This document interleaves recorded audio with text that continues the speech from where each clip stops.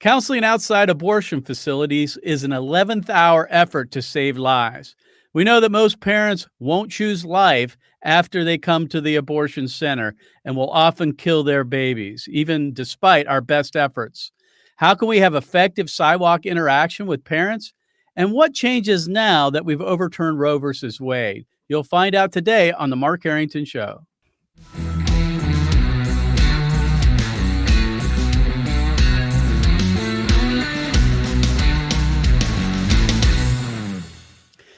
Activist Radio, The Mark Harrington Show is brought to you by Created Equal, and you can support our work by going to createdequal.org.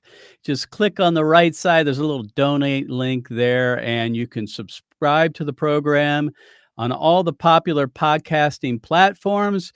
And if you like the program, leave a 5-star review, would you? We would really appreciate that so more people will be able to follow your radio activists. So today we want to talk about this ever-changing post-Roe America. It seems like every day I wake up and there's something new. I'm still pinching myself a little bit that we actually are in this phase. I was one of those who didn't think maybe this was going to happen until the last several years, and then I began to believe, and eventually it did on June 24th. And thankfully, we were able to celebrate that with our team together here in Columbus. And then we went to Washington, D.C., and I was on the Supreme Court steps 3 days later. And so it's been really an exciting time for our movement. But, we all know the work is still before us, much of it anyway. And we're still trying to figure out how to navigate these new waters, if you will. And so in order to give a little more insight into that, I have as my guest today Lauren Muzyka, and she is the founder, president, and CEO of Sidewalk Advocates for Life. And they train and equip and support communities across the United States and the world in sidewalk advocacy. They are the hands and feet of Jesus Christ in front of these abortion centers, and they offer loving, life-affirming alternatives to all who are at these facilities. And Lauren, thanks for being on the program. Yeah, thanks for having me, Mark. Great to be with you. Happy post-Roe America. Yeah, it's great. It's great to be part of all of this. Lauren, we sidewalk counsel here in our own city, here in Columbus at Planned Parenthood. So we have a lot of experience with this as well. But I think a lot of people listening to the program probably don't. They might wonder, what is sidewalk counseling? What is sidewalk advocacy? If you would give us a brief kind of understanding of what it looks like to be on a sidewalk and present the information that you present there at Sidewalk Advocates for Life. Yeah. Well, we as Sidewalk Advocates see ourselves as the first face, really, of the pregnancy help movement, being able to stand in the gap and go to abortion facilities, go to right where abortions are taking place, and offer women and men in crisis those loving, life-affirming alternatives. I was just sharing this with someone the other day that I marvel that in the over 20 years that I've been on the sidewalk talking to abortion-bound women and men, almost nobody knows that a pregnancy center literally may be right next door down the street, ready to go to bat for them and their child and their family, right? Of course, we know there's never a good reason to take the life of a child, but it's amazing to me how people arrive there thinking that this is their only choice, or they have, no choice but to take the life of their child. And so it's really a beautiful thing that those of us, people of faith and conscience, can go to these places and let people know at that very last moment that there is hope, help, options, and resources waiting for them. And what I really love about you guys is that you include the gospel. You're a spiritually focused organization. Not that we can't just deal with the abortion issue in a more secular way. Obviously there's times and places for that, but you include that as a central, belief in your work. Although that's not your first presentation to a woman who's considering abortion, right? I mean, you're obviously having to go a different direction in order to reach her. Would you explain how that works? Sure.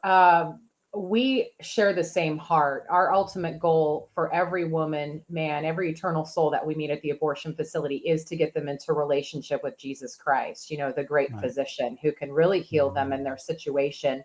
But our Lord modeled this so well that a lot of times her heart is not open to the spiritual need unless we, first offer to fill that physical need. This is what good missionaries do when they go overseas is they say, do you have running water?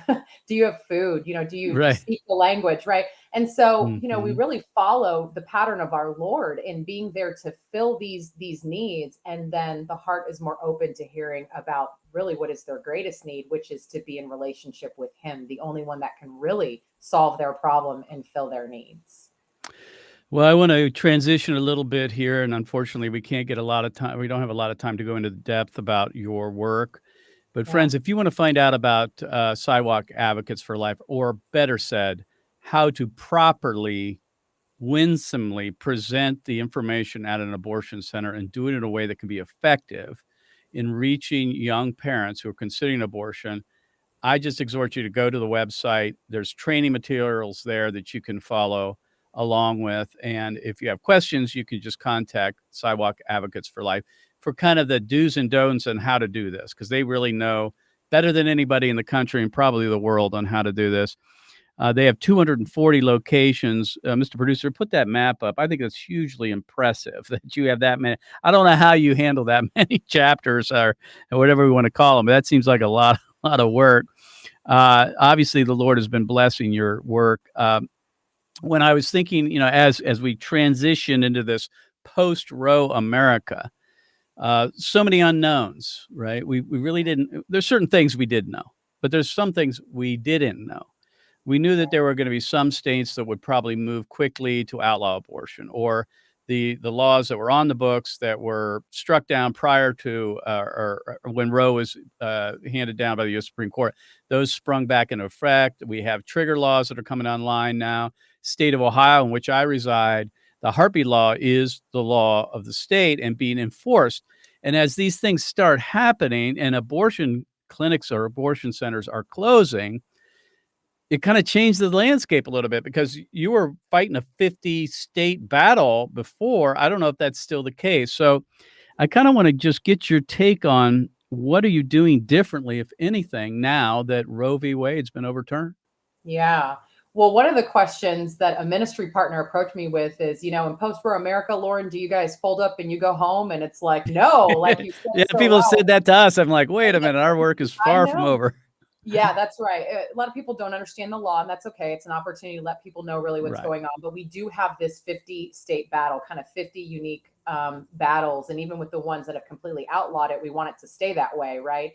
right. There's this seismic shift that is going on in sidewalk outreach. So if you're in an abortion restricted states, we are Hmm. seeing great use of these facilities that we've termed properly abortion referral facilities. So a lot of these former abortion facilities, these Planned Parenthood outpost clinics, are now serving a very prominent role in post-Roe America, referring women across state lines. So women are still going to Planned Parenthood in states where it's illegal or greatly restricted, trying to figure out what to do about an unexpected pregnancy. Of course, unexpected pregnancy didn't end in post-Roe America, right? So they're Right. trying to get women across state lines. In I see. Houston, Texas, $300 gas gift cards are being given to women to Mm, travel across state lines to get an abortion so that they can still make money off of them. We are hmm seeing that women are actually pausing to consider life affirming help much more because it's not readily available. So, we hmm had a day on the sidewalk a few weeks ago in Houston where more than a dozen, I mean, we saw 18 total that went on this mobile ultrasound unit. We're positive that 14 were actually there to receive a referral across state lines. But, anyways, 18 women boarded this mobile ultrasound unit in 5.5 hours. That is a record from a sidewalk outreach mm. perspective. And what our leader on the ground said, it was the Texas law that got women to pause a little bit more. Hey, before you go across state lines, try our services. And then the second thing was just good sidewalk outreach, being able to offer this help, right? So So, in these states where abortion's been severely restricted or outlawed altogether, what you're yep. telling me is Planned Parenthood has not pulled up. Now, I understand that a lot of the standalone, unaffiliated abortion centers have. In fact, I think the number the last time I checked was somewhere in the 40s of the abortion centers that have closed around the country.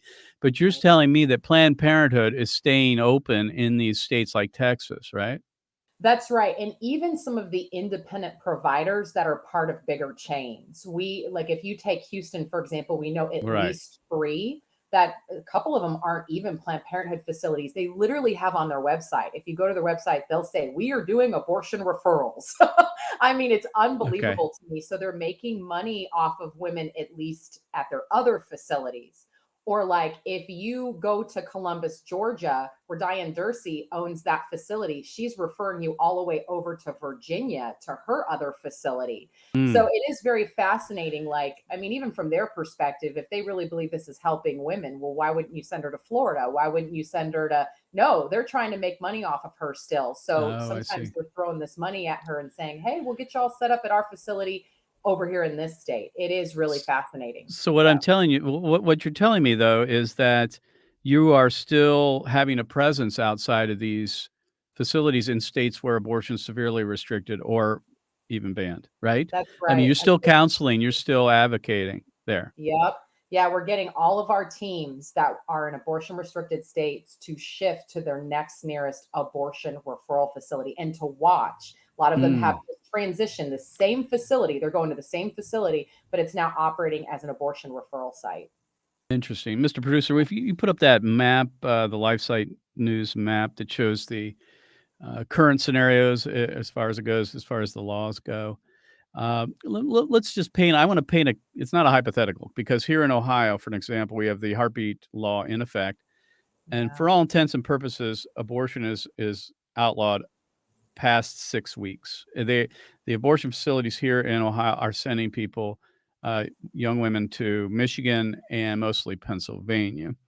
Wow. So, in that kind of a scenario, what are you doing? I know what you're doing, say, at, like, our Planned Parenthood, you would still be there, but what are you doing in states that are these abortion destination states now? More, you could call them abortion havens, if you will. What Right. are Right. you reallocating resources to these locations? Yeah, we're spending a lot of time with them to try to figure out how we can best serve women from out of state. On the Okay. ground, we're referring to the pregnancy center in town because trying to get her into the arms of someone who can do that crisis management, even share that spiritual message with her if we didn't get a chance on the sidewalk. That's so important. And then we're trying to have a continuum of care back home. So she may start at the local pregnancy center there and then through optionline.org, pregnancydecisionline.com. We have Heartbeat International and CareNet that operate these great systems all over the country, pregnancy centers. We can easily kind of continue that care through those resources. I see. But it's a tall order when a woman has come all the way across state lines. It's a harder Yeah. sell, and so we're Yeah. actually looking at maybe covering travel back home or other things that may get her to pause just that much more. Gotcha. In Columbus, we still have a Planned Parenthood surgical facility operating here, that performs abortions under 6 weeks, but we also have a chemical abortion center as well. And I wanna talk about the pill abortion challenge because I think we've all been seeing this coming for a long time, and increasingly, the abortion industry is moving to using pill abortions over and above surgical abortions for the most part. And I'm concerned that we're gonna keep seeing this limit go up. It's at 11 weeks now, it's gonna go to 12, 13, what have you. Uh, Yeah. how and then this is I'm trying to get my hands around this problem because you don't necessarily have a brick and mortar facility where you can counsel out front of in a lot of times because it's done over the internet in a Zoom meeting with some maybe medical professional. You might end up go to your pharmacy and pick up the abortion drugs, or in some cases, they can mail them out. Can you give me an idea of what your thoughts are on how we're going to be able to combat this in a post-Roe America? Because you could imagine, even when Mm. abortion was legal, they were moving towards this. Now, with abortion, at least the Roe v. Wade being overturned, they ought to be thinking probably this is where they're moving at light speed. Yeah. I think you're exactly right. I think we're all still trying to get our arms around this. Like, what does this really look like? With us being boots on the ground, what I Yeah, can tell you is that as we are hearing rumblings of, for example, the abortion industry saying, well, we're going to have mobile units and they're going to line up at the border in this state or that state, right. we're always going to go to where women are and try to serve them and try to, encourage them to try life affirming help instead. I think that this is fought in a great way on kind of the legal level, right? I mean, trying to, Hmm. in each state, make sure Right. that this doesn't come across state lines. I do think there's going to be a boomerang effect. One of the attorneys that we Agreed. work with in New Mexico says he's getting all these medical malpractice cases from mail order abortion causing drugs because these DIY abortions, this do it yourself Hmm. abortion at home, is very traumatic to the Yep. woman, right? She Right. actually sees her child many, many times. Support After Hmm. Abortion is saying their calls are skyrocketing right now with the chemical abortion. So I think the abortion industry has been selling this as just a great option, order it, Right. by mail or whatever. We think that at some point that, again, that boomerang effect, it's going to come back to bite them. I really do. I hate to think that it may take that before we see a little bit more movement towards people understanding what the pro-life movement has been saying about this procedure for so long, but it may take that. So I think we fight it on the legal level. I think wherever, women are going to go for this pill, like if we can identify where those places are, we're going to be there.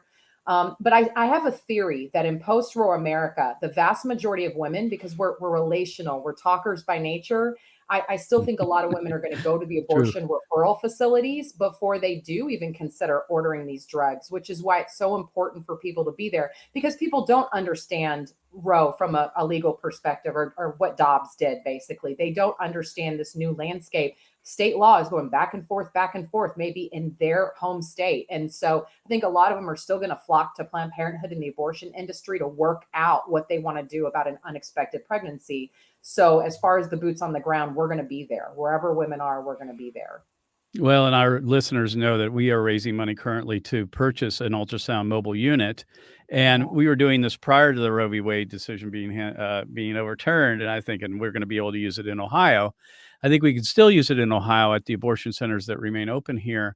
But when you talk about these borders where the pro-abortion movement is starting to position their own mobile units to dispense the abortion pill, I'm starting to think in my mind to try to be creative here.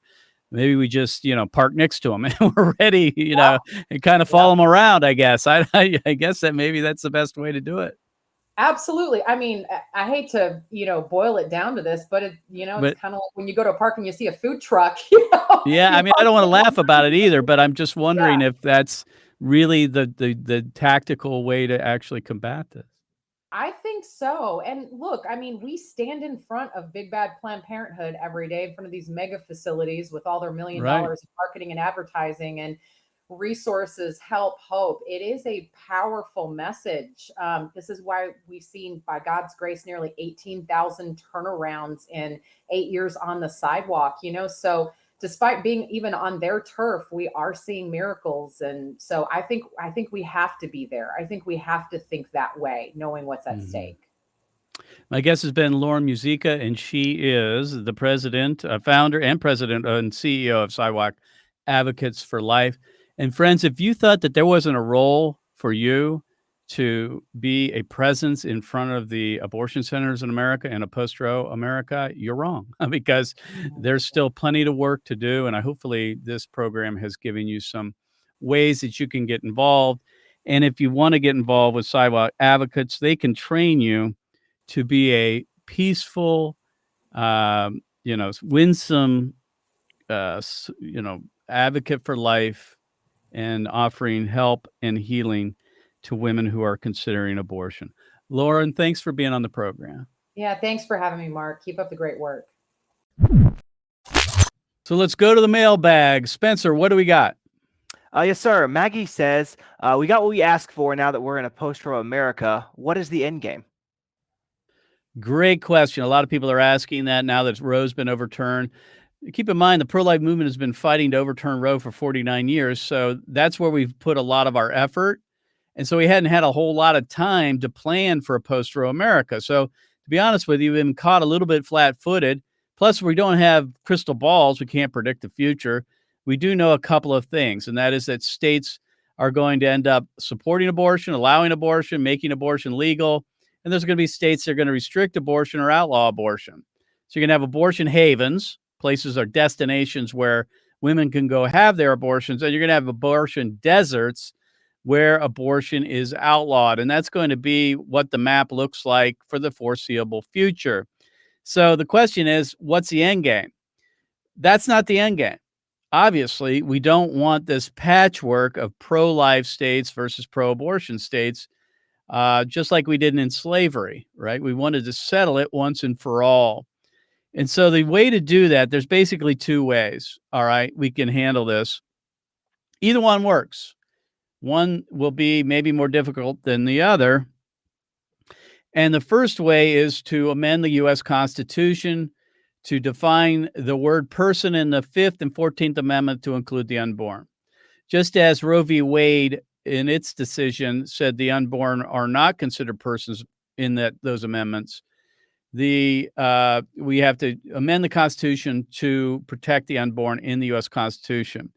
Now, that's a pretty tall order because it takes 3/4 of the states to ratify, to propose, and 2/3 of the U.S. Congress to ratify the amendment. And as you can imagine, in today's world, in 2022, that's going to be a really tall order to accomplish, but it is one way to get it done. There has to be some federal protection for the unborn. The other way is for the United States Supreme Court to acknowledge that the 5th and 14th Amendment already protect the unborn and make a ruling making that clear. And so when it comes to the Dobbs v. Jackson case, they didn't go far enough. They should have found that the U.S. Constitution protects the unborn because the word person includes the unborn in the 5th and 14th Amendment. So that is the end game. So in the final minutes, I want to give you your marching orders, and that is this. What's starting to come into focus for us now in the pro-life movement is what the pro-abortion people are attempting to do currently. And that is, they've already been successful in defeating a constitutional amendment that would allow the state of Kansas to outlaw abortion. This was a defeat. Now, you can't look at it any other way. And this was really the first post-Roe test in a state where Kansas, the voters there, did not vote to protect or at least give the state legislature the ability to protect the unborn. So I think that the pro-abortion movement is looking towards this as a roadmap forward. And so the next battleground is the state of Michigan. And there's going to be a constitutional amendment put on the ballot on November 8th that will virtually legalize abortion up to the very moment of birth. It is an extreme law. Of course, abortion is extreme altogether, but allowing abortion up to the very moment of birth is extreme as they get. And that is what's going to be on the ballot in the state of Michigan, a referendum, if you will. And so we are gearing up to weigh in on that.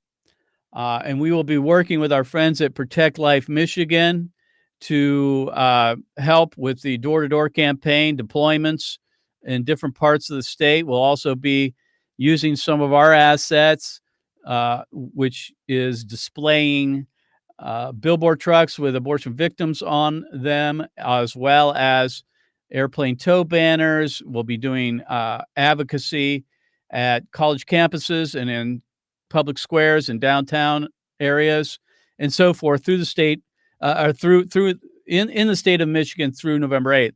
So friends, if you want to get involved in this, then you need to get a hold of Protect Life Michigan. And Mr. Producer, if you would put that link up on the page, you'll find it in the comment section of my posts on social media.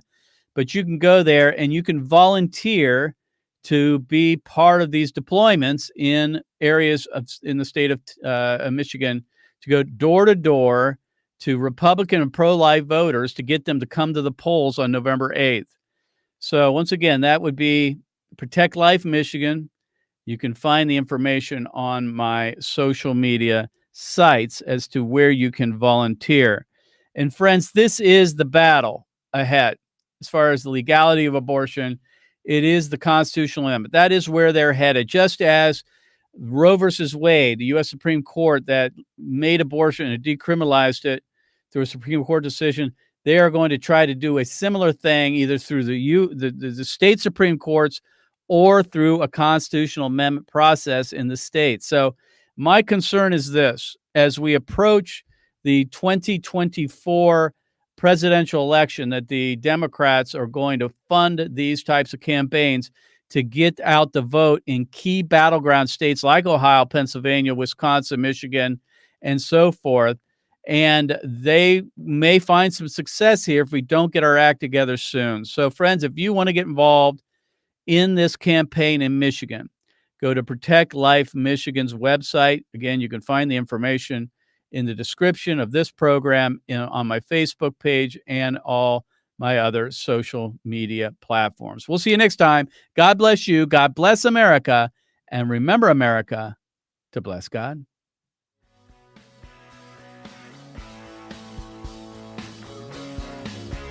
You've been listening to Mark Harrington, your radio activist. For more information on how to make a difference for the cause of life, liberty, and justice, go to createdequal.org. To follow Mark, go to markharringtonshow.com. Be sure to tune in next time for your marching orders in the culture war.